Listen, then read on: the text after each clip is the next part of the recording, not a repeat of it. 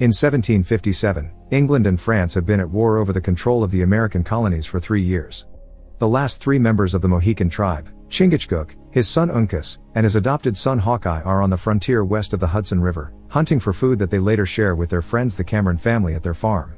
That night, they are visited by Jack, who is looking for people to join the New York militia, although Hawkeye doubts the locals will want to join that fight. The next morning, a group of British soldiers arrives to gather any volunteers that may want to join them. Most people agree with Hawkeye and decide to stay behind, but Jack manages to convince a few men to come with him to see what General Webb has to offer. Meanwhile, Major Duncan returns to the city to also see General Webb, who is in the middle of his negotiations with Jack. The agreement they reach is pretty simple. Jack and his friends will join the militia at the local fort as long as they are allowed to leave to defend their lands if they are ever attacked. After Jack is gone, Duncan calls out Webb for allowing the Crown to negotiate with commoners, but Webb thinks they must do whatever is needed to win the war. Next they discuss Duncan's mission, which is escorting Colonel Monroe's daughters to the fort so they can see him again. To do safely, Monroe has sent one of their Mohawk allies, Magua, who will be their guide. Afterward, Duncan visits Monroe's daughters, Cora and Alice, to tell them to get ready for the trip. Duncan is in love with Cora and asks her to marry him, but Cora confesses she only sees him as a friend. Not willing to give up this soon, Duncan begs her to at least think about it. Later, Magua, Duncan, the 2 women, and a group of soldiers left for the fort, but even after long hours of riding, Magua does not let them rest, claiming it is better to do so when they find clean water. Chingachgook and his sons are in the area as well, following a set of suspicious footprints. Once the party makes it to the river, Magua shows his true colors. He is not from the Mohawk tribe that is allied with the British, he is a Huron, a tribe that is allied with the French. A group of Hurons is waiting for the party in order to ambush them, and they do so as soon as Magua kills the first soldier. Duncan defends the sisters while the rest of the soldiers meet the Hurons in a fierce battle that leaves Duncan as the only standing English man. Fortunately, they are saved by Chingachgook and his sons, who scare Magua and the few Hurons left with their guns. They agree to escort Duncan and the sisters to the fort, but they leave the horses behind because they are too easy to track. Before leaving, Cora steals a gun from one of the bodies and hides it in her skirt. During the journey, Uncas cannot stop looking at Alice as he develops a crush on her. Duncan tries to understand why Hawkeye and his family were in the area when they should be fighting, so Hawkeye reminds him he is not a scout or militia, they are just a group of men looking for a new place to live. When they reach the farm, they are shocked to see the building has been destroyed and the entire Cameron family has been killed. Nothing was stolen though, which means this was done by the French army and not by mere robbers. However, Chingachgook and his sons refuse to stop to grieve or to prepare a proper burial, which makes Cora think they are cold and inconsiderate. The party keeps going and only stops to rest when night falls. Cora asks for an explanation again, and Hawkeye finally points out that digging graves would have given a sign to the French of their location. Now that Cora understands they have only been protecting her, she takes her time to bond with Hawkeye and listen to his tale of how Chingachgook adopted him after rescuing him from the French men that killed his parents and sisters.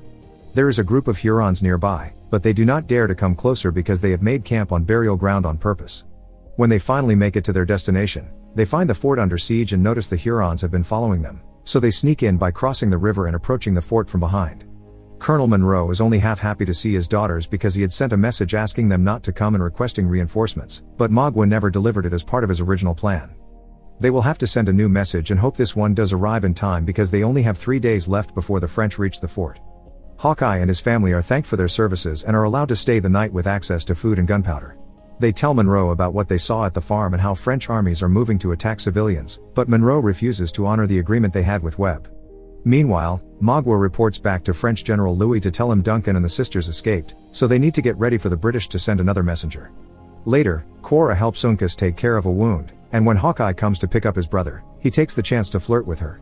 Afterward, Hawkeye and his family provide cover for the new messenger, killing any Huron that dares attack with perfectly timed shots. Once they are done, Hawkeye joins Jack to try to convince Monroe to let them go defend their lands as Webb had promised, but Monroe refuses to weaken his army based on only speculation.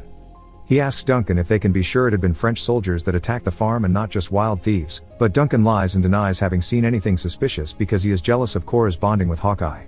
Monroe decides that nobody leaves, and if anyone even dares to try to escape, they will be executed. Cora overhears this whole conversation, so when later Duncan comes to ask her if she has given his marriage proposal some thought, Cora turns him down again. Meanwhile, Hawkeye helps Jack and the other militiamen to escape the fort, giving them tips on which roads to take to reach their lands safely. He and his family are staying though, because the brothers are worried about the sisters. Afterward, Hawkeye meets with Cora and the two of them spend the night together. In the morning, Hawkeye is arrested for sedition. Cora tries to make her father see some sense, calling out Duncan for his lie, pointing out that this is nothing like justice and perhaps they would be better off with the French winning. If Monroe thinks Hawkeye is guilty of sedition, Cora thinks then so is she. Later, Cora visits Hawkeye at his cell and stays with him while the French finally reach the fort. Louis and Monroe meet in order to parley. It turns out the French captured the messenger on his way back, and have a letter from Webb saying they have got no reinforcements to send and advising Monroe to surrender. Then, Louis offers a deal: if they surrender now and fight no more anywhere in the colonies, they will be allowed to return to England instead of becoming prisoners. Monroe asks if they can keep their arms and their colors, and when Louis says yes, Monroe decides to accept the deal. He used to think there was honor in death met in battle, but now that he has seen that the higher-ups do not care about their lives, he would rather keep on surviving than fighting for them. While the British get ready to leave, Louis meets with Magua in secret. Magua is not happy with this turn of events because he still wants revenge on Monroe for what he and his army did to his people, burning villages, killing children, and even giving Magua to the Mohawks as a slave. Louis points out that he must honor a political agreement for the sake of his country, but there is nothing stopping Magua to do whatever he wants in his own time. In the morning, the British army leaves, and once they are far enough from the fort, Magua and the Hurons attack. It is absolute carnage, so Cora grabs Alice and takes her with her to hide while everyone else fights, shooting any Huron that tries to approach them. Magua captures Monroe alive, only to use his knife on the colonel's chest to take his heart. Hawkeye and his family kill enough Hurons to escape the fight and reunite with the sisters, then take them down the river to escape together with Duncan and 2 other soldiers in the boats they steal from the Hurons. Unfortunately, they are still being followed, so Hawkeye makes them ditch the boats and throw them off the waterfall as a distraction. Then, the group takes a hidden path behind the waterfall and stays in the cave in order to hide until the Hurons are gone. Hawkeye comforts Cora as he tells her what happened to Monroe while Uncas hugs Alice after he saves her from almost falling through the waterfall. A few moments later, the group hears some noises. The Hurons have found them. Their gunpowder is wet and useless, so Hawkeye and his family are going to jump through the waterfall to escape and avoid a fight, knowing the British will be captured and taken to the village instead of killed. This means they could have a chance to rescue them later. Duncan calls them cowards, but Cora approves of them saving themselves, and Hawkeye reminds her to submit to survive, promising he will find her sooner or later no matter how far he has to travel. Chingachgook and his sons leave while Duncan's soldiers are killed for trying to fight back. As Hawkeye predicted, the sisters and Duncan are captured as prisoners and taken to a Huron settlement, unaware that Hawkeye and his family are tracking them. Once they reach the village, Magua presents the prisoners to the chief, explaining they can send Duncan to the French for a reward and burn the sisters in honor of all the Hurons the British have killed. At that moment, Hawkeye enters the village, and after being hit a couple of times for being white, he approaches the chief to ask for mercy with Duncan as his interpreter. After pointing out that killing the sisters would be more murdering of the innocent, he explains the French and the British had made peace and Magua broke it, thus it is highly doubtful the French will continue to be friends with the Hurons. Magua thinks this is a good idea because it shows the Hurons are stronger than the French, so they can make the new terms of trade with them.